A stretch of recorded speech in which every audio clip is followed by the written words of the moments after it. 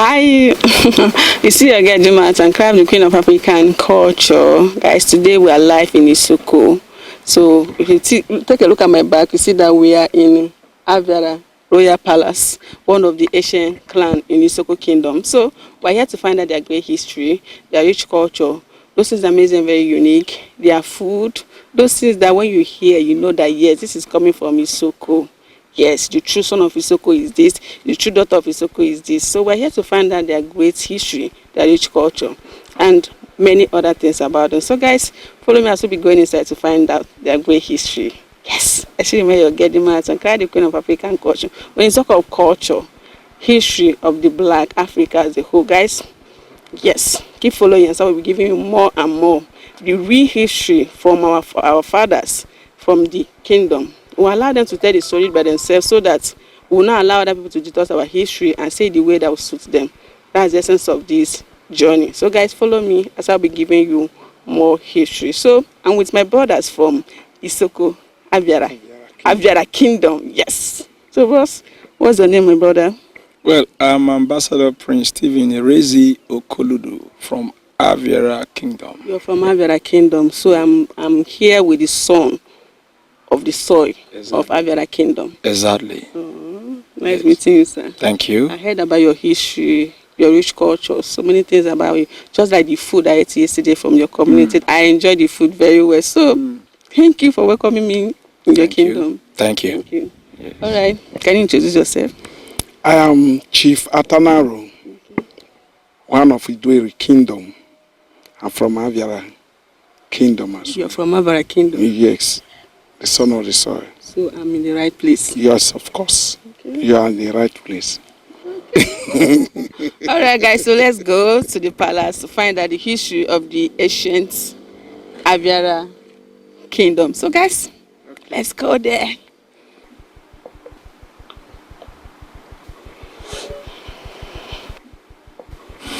Mano, very nice. Yeah. Omele Sunulana. Yeah.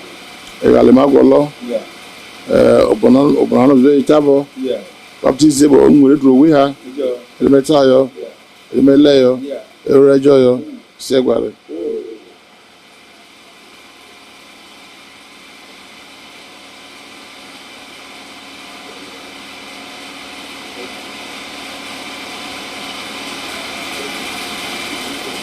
Okoludo. Sir. Mano, oranayo. Yes, sir. Obile mama re. Wa ina kuro. Yes, sir. Mama re ibro ezio. Amen. Elemeleyo. Erejoyo. Segware.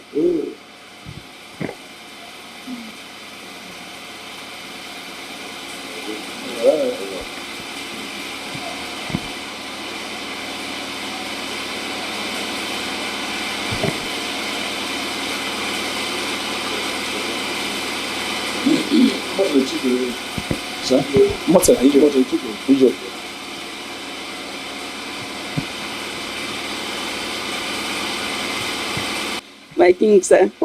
I greet you, sir. Thank you. Ogbodu, Ugbobo, Odebayana, Etegega, Ikeveride, Olu, Osomento. Thank you. You see, I'm learning more about the Isoko people. So, can you tell me, like, when you come to your kingdom, what you're known with? Your name? Yeah, I'm the traditional ruler of Aviara Kingdom. My name is, or my names are Imo Michael, but my traditional name is Bobo Imo the First. And I'm the 10th king of Aviara. 10th. Yeah, well, the kingship was brought from Benin, ancient Benin anyway, in the 17th century, and by the man we call Odoko, Odoko. Yes. Then the Odoko gave birth to 2 male children. The first one is known as a Bobo. Then the second one was known as Ojubwe. After the demise of the king, the first son was the first to ascend the throne, followed by the second child.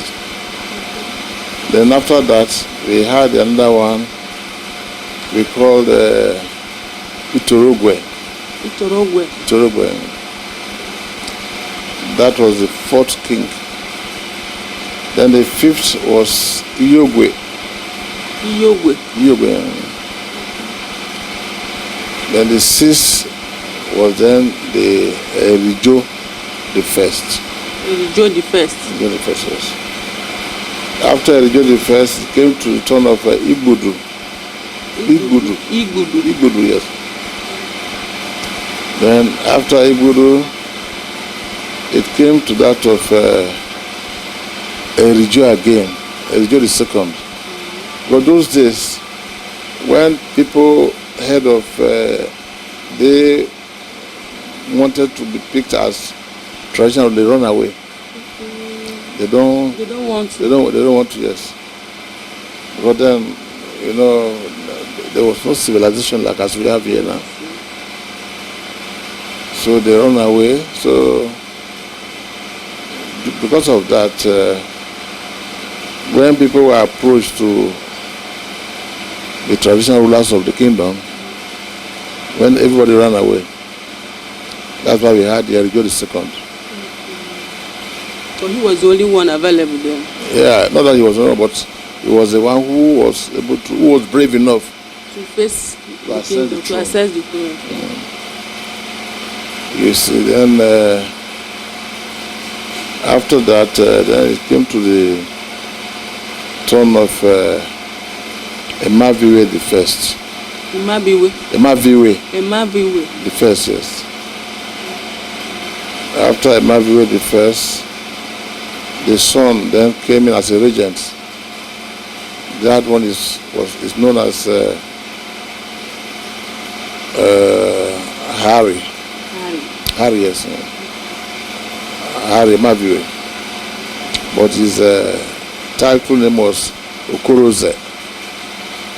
Before my turn, Before your turn. Yeah. You remember everything. So that was it. The issue is I'm just about new year now, not quite long. I ascended the throne. When I was in Lagos, this was always coming to my place, and we were always moving around in Lagos, And right, he was the secretary was a family secretary. Then when the struggle was a bit tense, so he had about 3 secretaries. Yeah, so I had about 3 of them, but it was a substantive because the other ones were attached. But since for some time now, he has not come back to the position again. Yeah, so the migration was also from Benin. There was a period in Benin where some things happened, and then the king then placed embargo on everybody, every non-indigenous there, that you will not have sex and you will not take your bath for a particular period. For a particular period? Yes. So that one made people start to move out of the place.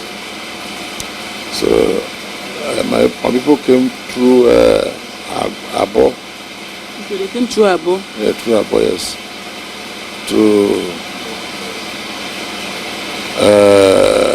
What was the first place they settled when they came through the Abo? Yeah, the first place they settled was Asiazaga. Asiazaga? Yes. They passed through a lot of places. Atani, a lot of all these places, and then finally to I stay here. Then from then, they left that place but then they were hunters. They were mostly hunters. Left that place for a place, one of my villages called Obawa. That's the oldest village. Obawa, yes. Obawa. That's the oldest village here. Oldest village, yes. Then from there, some left that place to this place. And Obawa is about 5 miles from here. For those days, there were no means of transport. Yes. They were used to trek it. Yeah, so they would come here to hunt, and then slaughter the meat here. This what we call Aviara, what we call it Aviara. That is where they used to butcher meat.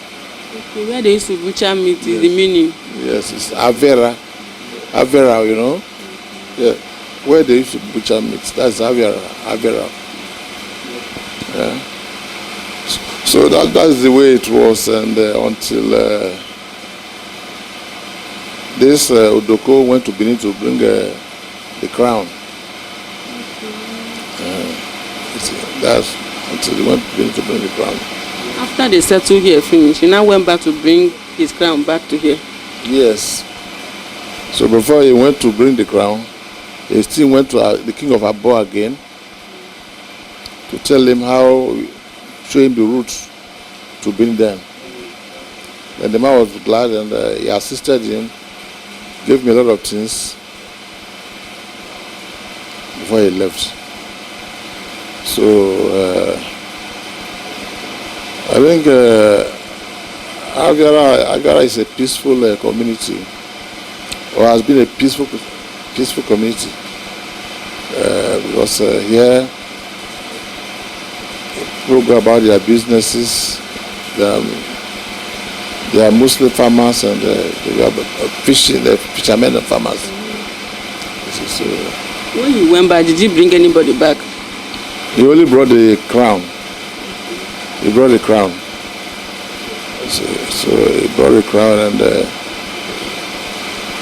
the community accepted him and made him the king. Okay, it was after he finished settling here, felt relaxed, he now went to bring his crown back. Yes. Okay, so when he came back, the people now crowned him the king. Yes. That was it. So that was the way it was. Now, before I just remember something now. When we were talking about the migration of Aviara, right? They migrated from Benin. Can you remember the community, the village, the name of the place they migrated from to here? Where they left to come to this place was Azaga. They visited Azaga, Monitor. Yeah, so these are the places. In fact, why they even left that place was that their father, the man called Abiagu, was the head of the group. Head of the group. Yes. Who were coming from Benin. And he had 4 children, And when they got to Atani. That was where the man died. So they suspected that one of the children was the one who killed the man. And that boy, that child, they advised that child to leave the group, or that they will kill him. So that way I still escaped to Ozoro. That one was, the name of that one was Erovi, yes. He escaped to Ozoro to go and form a quarter there. Up to now, the quarter is still in Ozoro. Up to now, that's still there. The quarter is still there in Ozoro. And they don't come to here? Yeah, they have relations also. Yeah, they have relations also, but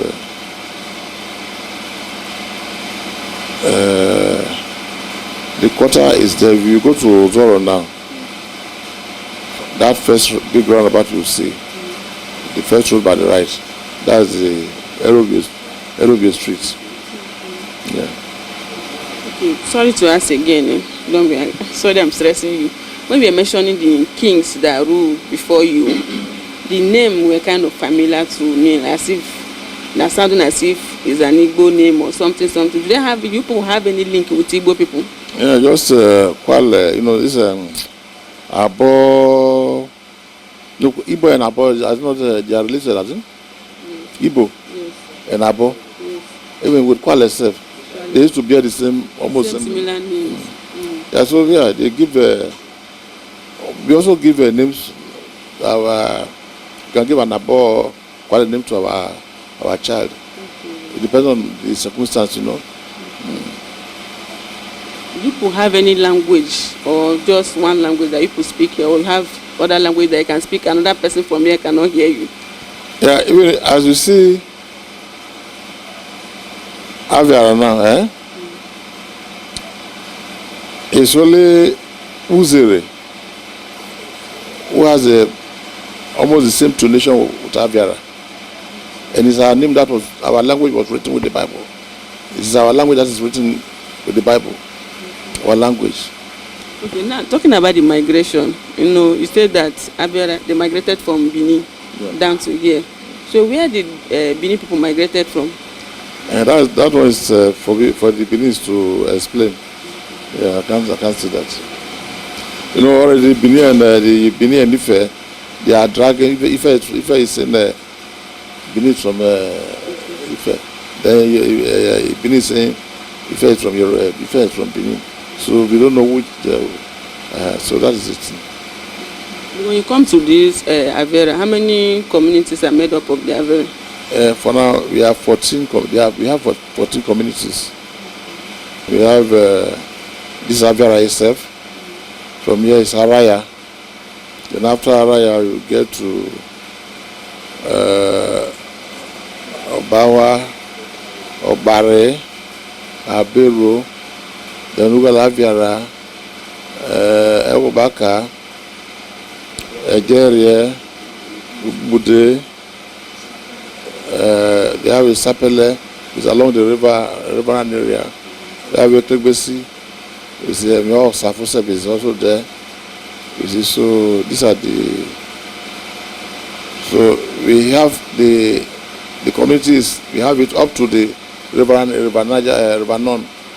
Yeah, so that's how it is. Now, the Aviara, how many children did they have? Yeah? How many children did the Aviara have? The number of children Aviara has? Yes. No, Aviara is the name of the community. Okay, sorry. The founder, which is the king that ruled first, how many children did he have? No, he's not talking of Abiagu. He's talking of the founder that's the king. The king. Yes. The father, the great, the progenitor of the Aviara is the person I'm talking. The progenitor, how many children? Which is the first king? Yes. I know of 2 children. Ebobo and Ojubwe. Okay. 2 children. 2 children, yes. And they all became kings before they left. After their father, they all became king. Yes, they all became king. In their lineage, do they still rule the kingdom till now? Yes, they are ruling. Now I'm here now. After my turn now, it will go back to the turn of that Ojubwe. But I belong to the lineage of the first son. Yes. Okay, it's the heredity. Yes. No, not hereditary as such, but it is rotational, But the 2 families that are the children of the Odoko. Yes. Sir, what's the relationship between Aviara and Ase? Ase is a community, it's an Abo community. but we are related. Because informally, I don't know why. I don't. Before my ascension, anyway. If a king of Ase, they want to crown somebody from Ase, the king, I think the king of Aviara plays a major role. In crowning the king of Ase. I'll see, yes. I think it's a small community, but they are on their own there. And they are also of Ndokwa East, not Isoko South. They are from Ndokwa East. There are 3 communities that are related when it comes to this Isoko. Talk of this Aviara, Iyede, right? Iyede and Erowa. There is common thing about these 3 people. Can you tell me more about it? We have this Erowa is the senior, followed by Iyede. Erowa, Aviara is the last. Okay, Aviara is the last child. Yes, it's the last community too. But we have a covenant. These 3 communities came to form this covenant. Erowa was the first, followed by Iyede, then Aviara. You see, the covenant is as anybody from Erowa, as this guy is sitting there now, I can't do him anything that will hurt him. You can't hurt him. I can't hurt him. If I see if he drops anything here now, that thing will remain until he comes back. Until he comes back to carry it. Yeah, to carry it. I cannot, and I cannot see his blood. Likewise, he can also not see my blood, you know. These 3 people do not see each other's blood. No. We don't see each other's blood. If I see his blood, there's something I will say. That will neutralize the effects of the covenant. If I don't say that one, that means I'll be going about with very serious trouble on me. And is he active now? You see, recently there was a man who was passing on the road, you know. Then he saw where people were gathered. He stopped. Then they asked, what the reason for people gathering there? He said somebody want to deliver, a lady want to deliver, but they have no means of transporting her to the place of delivery. So he said, oh, that's no problem. He just went there with his car. They brought the lady, put her in the car. He took her to where to deliver. She delivered fine. You know, when the woman is landing, he was spilled some blood. So the man did not really think of that, you know. After some time, things started going wrong with him. Then he had to go start looking for a place to find out what happened because of it. Yeah, what was happening to him, because it was never like that for him. So it was somebody who told him that it looks like you helped somebody before, some time ago. You helped the woman some time ago. Then the man recollected and said, yes, actually helped a lady who was to deliver. So go back to that place. It looks like there's a covenant between you and that lady. Go back to that place. And so that they can break the covenant. Yes, no, the curse. The curse. So the man has to quickly run to that place, drop to that place. They receive. Because if I go to Erowa now, they will receive me as if I'm part of their member of their families, you know. Yes, he was well received. So after receiving him, he told them the stories why he was there. Oh, so you were the one who brought this. So everybody was happy with him. Then before he started to tell them the aftermath of after effects of what he did. Oh, they just got some pure dust, sat down, brought another person from our area through, from Aviara. He just did the thing, put small drink on the ground. Then when you say favorable, you tell the other man, the other person, a favorable. A favorable. When you tell the person the favorable, everything's okay for you. You just go, there will be no more problem. But if you don't see that a favorable, then you are going about with a problem. So it's not even like maybe both people are fighting and maybe the other person injured person. You do not have to see the blood at all. You don't have to see the blood. Even fighting itself. You see, you don't have any cause to start going about fighting. That's also it's dangerous to marry from this among these three tribes, you know. But it has happened severally where the husband took the wife's money.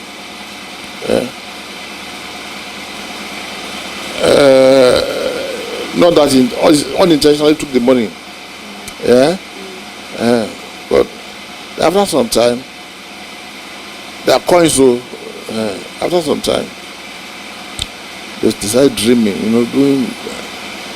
But then there will be some sign to tell you that something is wrong. Yes, it will keep coming on your dream. So when you start seeing that sign in your dream, know that you have offended somebody from these two other communities, you know. So, and before then, about 2 other people have died because as a result of that one. So, you have to go and find out to discover that some time ago I took some money from, or you took some money from a particular place. That was it, and people already died. So it's a very serious something. And if that particular culture still existing now? As this man is now, I cannot harm him more.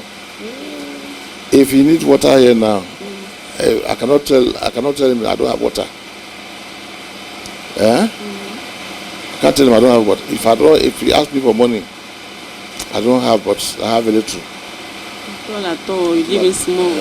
Small. Provided he's happy. Yes. You see, but this they don't care. But at the end of it is the family members who suffers. Because that may not visit that very particular man immediately sometimes. They start working from other people first before it will come finally. Come to where the thing started. So that is it. That means during the olden days time, like there were kind of fighting wars with communities and all. Was there anything like that? Yes. There were community clashes, you know, those days. They will go from place to place fighting, you know, that was what brought this arrangement, you know. So that they will stop fighting each other. Yes. But some people are even doing it these days. Some communities where you see they fight themselves so much. They will say, okay, let's go and do a covenant. But in some cases, they are not very effective. Some are very effective. They will do it after that. They will know that they are related and they have a covenant together that will make them not to be fighting each other. Yes, because of that, they don't want to see each other blood. Yes. So that is it. Yeah. Because if this covenant was introduced to some of these restive communities where people want to kill themselves for nothing. Dragging land, causing problem. It will really solve problem. Yes. Solve a lot of problem. Solve a lot of problem. So these are the issues. Do you have any other community people that are related with you people? Is there any other places that you people have link, that you people are related with, or any other places that your people are settled outside here? Aviara? Yes. No, apart from the 14 other towns or villages. They used to go out of the area. They are fishermen. Anywhere they know that there's they have rivers and fishes, they go there to fish and come back.